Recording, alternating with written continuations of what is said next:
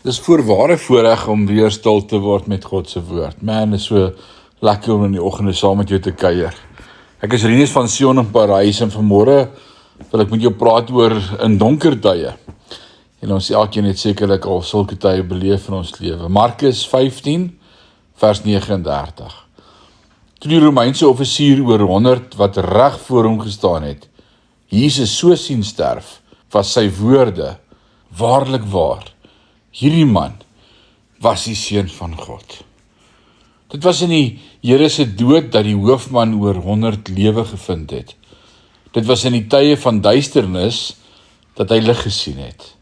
Here, roep ons uit, as U my genoeg lief gehad het om vir my te sterf, as die sluier geskeur het om die weg vir my oop te maak, waarom gaan ek dan deur hierdie moeilikheid, hierdie tragedie?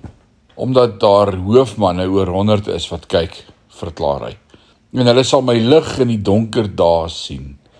As jy deur God gebruik wil word, is daar geen ander manier as om deur teleurstellings, moeilikheid en pyn te gaan, sodat mense met jou kan identifiseer, jou kan waarneem en deur die werklikheid van Jesus in jou lewe kan sien dat hy werklik die seun van God is.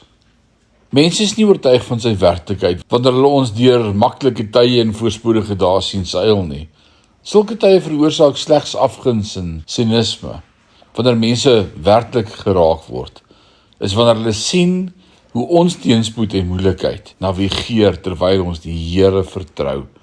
2 Korintiërs 1 vers 4. Hierdie hoofman oor 100 is gewen, gered en bekeer, nie omdat hy een van 5000 was wat die brood en vis in die sonlig geëet het nie, maar omdat hy Jesus in die duisternis gesien het. Mag die Here ons donker tye ook gebruik tot uitbreiding van sy koninkryk. Die Here seën jou. Amen.